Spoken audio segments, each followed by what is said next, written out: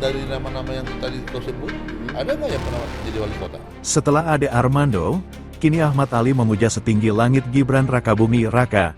Ade dan Ahmad sama-sama politikus Partai Solidaritas Indonesia, PSI. Dalam podcast Gaspol tanggal 22 Januari tahun 2026, Ahmad Ali menyatakan Gibran berpotensi menjadi penantang serius bagi Presiden Prabowo Subianto. Banyak pihak menafsirkan, itu merupakan langkah politik PSI menyodorkan proposal kepada Prabowo di Pilpres 2029. Padahal dalam catatan Oki Madasari, akademisi yang juga dikenal sebagai sastrawan, sosok Gibran merupakan contoh faktual kerusakan demokrasi akibat pelanggaran konstitusi di era Jokowi ini. Saya betul-betul nggak melihat apa yang dia lakukan 1 tahun ini.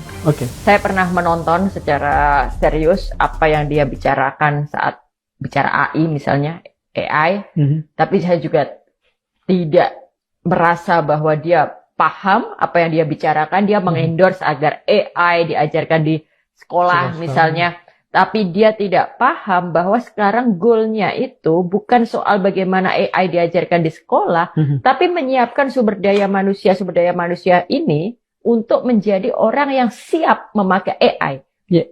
Misalnya kita mengajarkan cara pakai AI yang sekarang, tahun depan AI-nya sudah berubah.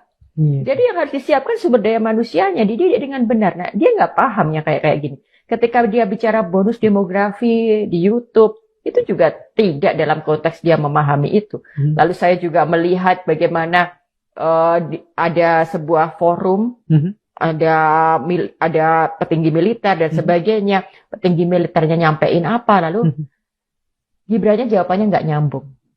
Jadi mohon maaf, saya betul-betul dari awal sampai sekarang, tanpa saya ikut-ikutan soal ijazah dan sebagainya, memang saya tidak melihat dia sebagai seorang figur yang capable, yang patut untuk duduk sebagai seorang wakil presiden.